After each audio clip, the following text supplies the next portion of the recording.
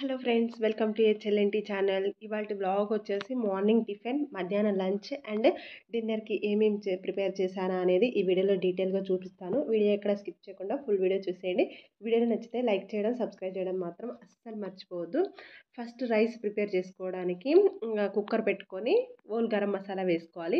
అందులో షాజీరాకు బదులుగా జీలకర్ర వేసుకోవాలి. జీలకర్ర వేసుకొని ఆనియన్ మంచిగా వేగిన తర్వాత అల్లం వెల్లుల్లి పేస్ట్ పచ్చివాసన పోయిన తర్వాత పచ్చి బఠానీ ఉంటుంది కదా, నా పచ్చ బఠానీ అంటే గ్రీన్ కలర్ బఠానీ, అది డ్రైది ఒక ఓవర్ నైట్ లేదా 5-6 అవర్స్ నానబెట్టుకొని అవి వేసుకోవాలి. ఇంకా మిల్ మేకర్ ఒక 10-15 మినిట్స్ హాట్ వాటర్లో నుంచి తీసి గట్టిగా పిండేసుకొని వేసుకొని ఇంకా రైస్ వేసుకోవాలి. రైస్ వేసుకొని దానికి రైస్కి సరిపోయేంత వాటర్ వేసుకొని ఉప్పు అడ్జస్ట్ చేసుకొని పుదీనా కొత్తిమీర వేసుకొని మూత పెట్టేసుకుంటే మనకి వెజ్ బిర్యానీ లాగా మంచిగా ఎండు బఠానీ వేసుకొని మిల్ మేకర్తో మంచి హెల్దీ రైస్ అనేది ప్రిపేర్ అవుతుంది. పిల్లలకి చాలా బాగా నచ్చుతుంది. ఎక్కువ మసాలాలు వేయకోకుండా సింపుల్గా ప్రిపేర్ చేసుకోవచ్చు. ఇంకొచ్చేసి మీరు పచ్చిమిర్చి కూడా వేసుకోవచ్చు కావాలంటే, నేనైతే వేయలేదు, స్కిప్ చేసేసాను. ఇంకా అల్లం వెల్లుల్లి పేస్ట్ ఇలా సింపుల్ మసాలాలతో రైస్ అనేది రెడీ అయింది. చాలా చాలా టేస్టీగా ఉంది. ఎవరైనా ట్రై చేయాలనుకుంటే ట్రై చేయొచ్చు. మీరు కావాలంటే వాటర్కి బదులుగా కొబ్బరి పాలు పోసుకొని కూడా ఈ రైస్ అనేది ప్రిపేర్ చేసుకోవచ్చు. పిల్లలకి చాలా బాగా నచ్చుతుంది. మంచి ప్రోటీను ఉన్న రైస్ లంచ్ బాక్స్లో కానీ ఎప్పుడన్నా మామూలుగా హాలిడేస్ అప్పుడు అలాంటప్పుడు కాంబో రెసిపీగా ప్రిపేర్ చేసుకోవచ్చు. ఇంకా నెక్స్ట్ వచ్చేసి ఇది వచ్చేసి వెజ్ సాల్నా అంటాం కదా, అది తమిళనాడు స్టైల్లో నేను ఎలా ప్రిపేర్ చేస్తానో చూపిస్తాను. దానికోసం ఒక కడాయి పెట్టుకొని కొద్దిగా ఆయిల్ వేసుకొని హోల్ గరం మసాలా వేసుకోవాలి. స్పెషల్గా ఏంటంటే సోంపు, జీలకర్రకు బదులుగా సోంపు వేసుకోవాలి ఒక స్పూను. నెక్స్ట్ వచ్చేసి బిర్యానీ పువ్వు అంటాం కదా, అది స్కిప్ చేయకుండా ఖచ్చితంగా వేసుకోవాలి. దానివల్ల మనకి ఈ సాల్నాకి మంచి ఫ్లేవర్ అనేది వస్తుంది, మంచి స్మెల్ కూడా వస్తుంది. ఇంకా మంచి చిన్నగా నైస్గా కట్ చేసుకున్న ఆనియన్, ఇంకా అందులో పచ్చిమిర్చి, అల్లం వెల్లుల్లి పేస్ట్ వేసుకొని మంచిగా వేగిన తర్వాత ఇందులో కూడా కొద్దిగా బఠానీ వేస్తున్నాను. ఇదేమి సపరేట్గా కుక్కర్లో కుక్ చేయలేదు, అంటే ఉడికించలేదు, మామూలుగా ఇలా తాలింపులోనే వేసి తర్వాత ఎట్లా వాటర్ యాడ్ చేస్తాం కదా, ఇంకప్పుడు మంచిగా కుక్ అవుతాయి అని చెప్పేసి అట్లానే వదిలేసాను. ఇంకా అవి మంచిగా వేగిన తర్వాత టమాటా వేసుకున్నాను. ఒక పెద్ద టమాటాని ఇలా పొడుగ్గా కట్ చేసి వేసుకొని ఉప్పు వేసుకొని మంచిగా కలుపుకొని ఇంకా కుక్ చేసుకోవాలి. టమాటా మంచిగా కుక్ అయ్యేంత వరకు కుక్ చేసుకున్న తర్వాత మసాలాలు యాడ్ చేస్తున్నాను. ఏమేమి మసాలా వేసానంటే కొంచెం చికెన్ మసాలా వేసాను, ఒక స్పూన్ కారం, ఉప్పు, పసుపు, ధనియాల పొడి వేసుకొని ఇంకా మంచిగా కలుపుకోవాలి. అంతే, ఎక్కువ గరం మసాలా ఇట్లాంటివి ఏం అవసరం లేదు. చికెన్ మసాలా వేసుకుంటే మనకి కొంచెం నాన్ వెజ్ ఫ్లేవర్ అనేది బాగుంటుంది, స్మెల్. ఇంకా దానికోసమని నేను ఒక స్పూన్ చికెన్ మసాలా వేసుకున్నాను. ఇంకా మీ దగ్గర లేకపోతే గరం మసాలా అన్నా వేసుకోవచ్చు. చికెన్ మసాలా వేసుకుంటే ఆ స్మెల్ అదంతా చాలా బాగుంటుంది. ఇట్లనే ట్రై చేయండి మీ దగ్గర ఉంటే. కొద్దిగా ఒక 10 ఆకులు పుదీనా వేసుకోవాలి కంపల్సరీగా. పుదీనా ఫ్లేవరే ఇది మంచి ఫ్లేవర్ అనేది బాగుంటుంది. ఇంక ఇట్లా మంచిగా కుక్ అయిన తర్వాత ఇంకా వాటర్ అడ్జస్ట్ చేసుకోవాలి. ఈ వాటర్ కూడా హాట్ వాటర్గా వేసుకుంటే బాగుంటుంది టేస్ట్. హాట్ వాటర్ వేసుకోవాలి. హాట్ వాటర్ వేసుకొని ఒకసారి కలుపుకొని మూత పెట్టుకొని ఉప్పు అడ్జస్ట్ చేసుకోండి. ఉప్పు అడ్జస్ట్ చేసుకొని మూత పెట్టుకొని ఒక 5-10 మినిట్స్ అనేది మంచిగా కుక్ అవ్వాలి. అంతలో మన బఠానీ కూడా మంచిగా కుక్ అవుతుంది. ఇది కుక్ అయ్యేలోపు ఒక మిక్సీ జార్లోకి ఒక హాఫ్ కప్పు కొబ్బరి, పుట్నాల పప్పు, సోంపు కొద్దిగా వేసుకొని మిక్సీ పట్టుకోవాలి. మెత్తని వాటర్ వేసుకొని మెత్తని పేస్ట్ లాగా మిక్సీ పట్టుకొని ఇది ఒక 10-15 మినిట్స్, ఒక 5-10 మినిట్స్ మంచిగా కుక్ అయిన తర్వాత మనం పేస్ట్ మిక్సీ పట్టుకున్నాం కదా కొబ్బరి పేస్ట్, అది యాడ్ చేసుకోవాలి. ఇంకా యాడ్ చేసుకొని వాటర్ అడ్జస్ట్ చేసుకొని ఉప్పు అడ్జస్ట్ చేసుకొని, ఆల్రెడీ మనం రైస్లో కూడా ఉప్పు వేసుకుంటాం కాబట్టి ఉప్పు చూసి వేసుకోండి, తక్కువగా వేసుకోండి. ఇంకా ఫైనల్గా పుదీనా కొత్తిమీర వేసుకొని కలుపుకొని ఒక 5 మినిట్స్ అట్లా సిమ్ టు మీడియం ఫ్లేమ్లో సిమ్లోనే పెట్టాలి. కొబ్బరి వేసాం కాబట్టి మనకు అడుగంటే ఛాన్స్ ఉంటుంది. అట్లా సిమ్లో పెట్టేసి ఇంకా ఒక 10 మినిట్స్ అట్లా 5 మినిట్స్ 10 మినిట్స్ కుక్ అయిన తర్వాత ఇంకా స్టవ్ ఆఫ్ చేసుకోవాలి. 5-10 మినిట్స్ అని కూడా కాదు, ఒక పొంగు వస్తుంది. ఫస్ట్ ఇట్లా మూత పెట్టిన తర్వాత ఒక 5 మినిట్స్ కుక్ అయ్యి చూడండి, ఇట్లా ఒక పొంగు వస్తుంది. ఆ పొంగు వచ్చినప్పుడు స్టవ్ ఆఫ్ చేసుకోవాలి. స్టవ్ ఆఫ్ చేసుకుంటే చపాతీలో కానీ, పరోటాల్లో కానీ, పూరీలో కానీ, ఇడ్లీ దోశల్లో కానీ, ఇప్పుడు నేను ప్రిపేర్ చేశాను కదా ఆ రైస్లో, వెరైటీ రైస్ ఏ రైస్ అయినా, వెజ్ బిర్యానీ, ఇంకా వెజ్ పులావ్, ఇలాంటి ఏ రైస్లోకైనా, బగారన్నం, ఇట్లాంటిలోకి దేంట్లోకైనా సూపర్గా ఉంటుంది. చాలా సింపుల్ స్పైసెస్, ఎక్కువ స్పైసెస్ ఏం లేకుండా పిల్లలు తినేది కాబట్టి తక్కువ స్పైసెస్తో ప్రిపేర్ చేశాను. చాలా చాలా టేస్టీగా ఉంది. తప్పకుండా ట్రై చేయండి.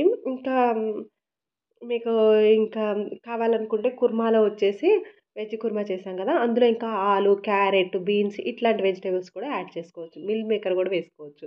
ఇంకా బావుంటుంది. ఇంకా నెక్స్ట్ వచ్చేసి కుర్మా ఎట్లా మధ్యాహ్నం చేసింది ఉంది కాబట్టి ఆ కుర్మాకి కాంబినేషన్‌గా నేను పరోటా చేశాను. ఇంకా చపాతీ, పూరీలోకి కూడా చాలా బావుంటుంది. ఇంక నేను పరోటా ప్రిపేర్ చేశాను. దానికోసమని ఒక పావు కిలో అంటే 250 గ్రామ్స్ గోధుమ పిండి తీసుకున్నా. అంటే మైదా పిండి సారీ. అది కూడా నగా మైదా పిండి అయితే చాలా బావుంటుంది. మనం ఎప్పుడన్నా రెసిపీలో కానీ యూజ్ చేసేటప్పుడు నగా బ్రాండ్‌ది చాలా బావుంటుంది. నగా బ్రాండ్‌ది ఇది వచ్చేసి మైదా పిండి బావుంటుంది. సూజీ రవ్వ ఉంటుంది గదా! అది కూడా చాలా బావుంటుంది. ఇంకా ఇందులో వచ్చేసి కొద్దిగా ఉప్పేసుకొని పిండి బాగా కలుపుకోవాలి. చపాతీ పిండిలాగా లూజ్‌గా అట్లా కొంచెం కలుపుకొని, పైన ఒక స్పూన్ ఆయిల్ వేసుకొని మళ్ళీ కలుపుకోవాలి. ఎందుకంటే చపాతీ పిండి కంటే ఇది కొంచెం చేతులకు అంటుతా ఉంటది. అందుకని చెప్పి ఒక స్పూన్ ఆయిల్ వేసుకొని మంచిగా కలుపుకోవాలి. బాగా ఎక్కువ సేపు బాగా కలుపుతూ ఉండాలి. ఇలా మంచిగా కలుపుకొని ఒక 3-4 అవర్స్ అట్లా పక్కన పెట్టేయాలి. పైన వైట్ క్లాత్ కాటన్‌ది ఏదన్నా వేసుకొనైనా పక్కన పెట్టేయొచ్చు. నేనైతే ఒక ప్లేట్ బోర్లించుకొని పక్కన పెట్టేసాను. ఒక 3 అవర్స్ పెట్టాను. ఇంకా 4 అవర్స్, 5 అవర్స్ అలా పెట్టినా గానీ మనకి పరోటాలనేది స్మూత్‌గా వస్తాయి. ఇంకిట్లా ఒక 3 అవర్స్ తర్వాత ఇట్లా రౌండ్ బాల్స్ లాగా చేసుకొని దానిపైన గూడా ఒక టేబుల్ స్పూన్ ఆయిల్ వేసుకొని మరొక 30 మినిట్స్, 1 అవర్ పక్కన పెట్టేసుకుంటే ఇంకా బాగొస్తాయి. అట్లా ట్రై చేయండి. నెక్స్ట్ వచ్చేసి ఒక చిన్న ముద్దను తీసుకొని ఒక పెద్ద ప్లేట్ పైన అట్లా కొంచెం ఆయిల్ వేసుకొని మధ్య మధ్యలో కొద్దిగా ఆయిల్ వేసుకుంటే ఇట్లా చేత్తోనే రబ్ చేసుకుంటూ ఉండాలి. మనకి చపాతీ కర్ర అనేది ఏమి అవసరం ఉండదు. ఇలా చేత్తో చూస్తున్నారు గదా! అరచేత్తో గానీ, వేళ్ళతో గానీ ఇలా రబ్ చేస్తూ ఉంటే మనకి అది పల్చగా స్ప్రెడ్ అవుతుంది.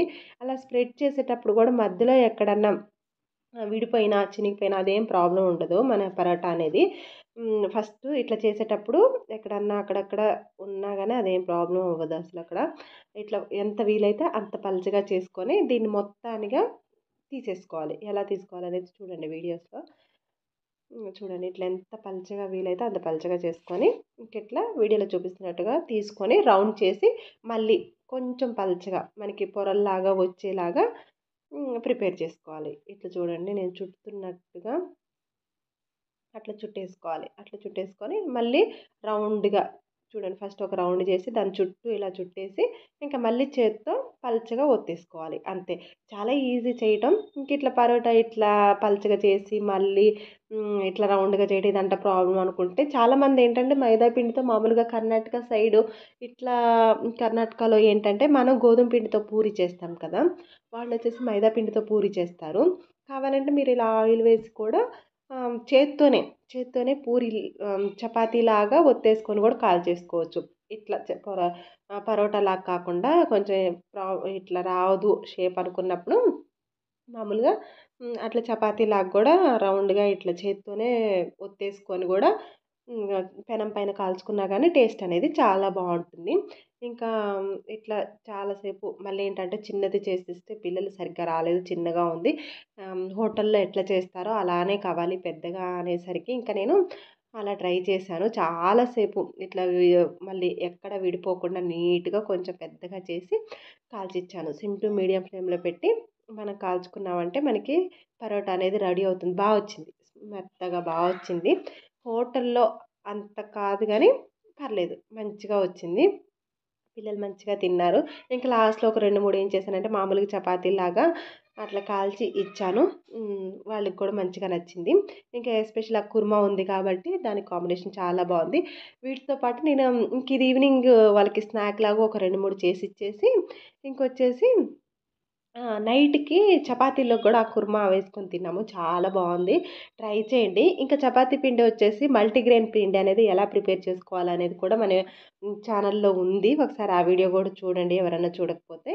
ఇంకా నెక్స్ట్ వచ్చేసి సిమ్ టు మీడియం ఫ్లేమ్‌లో పెట్టుకొని ఇంకా పరోటా అనేది 2 వైపులా కాల్చుకుంటే మనకి మంచిగా వస్తుంది. ఆయిల్ అనేది ఎక్కువగా పట్టదు. తక్కువ ఒక హాఫ్ స్పూన్ అట్లా పడుతుంది. తక్కువ ఆయిల్ వేసుకొని ప్రిపేర్ చేసుకోవాలి.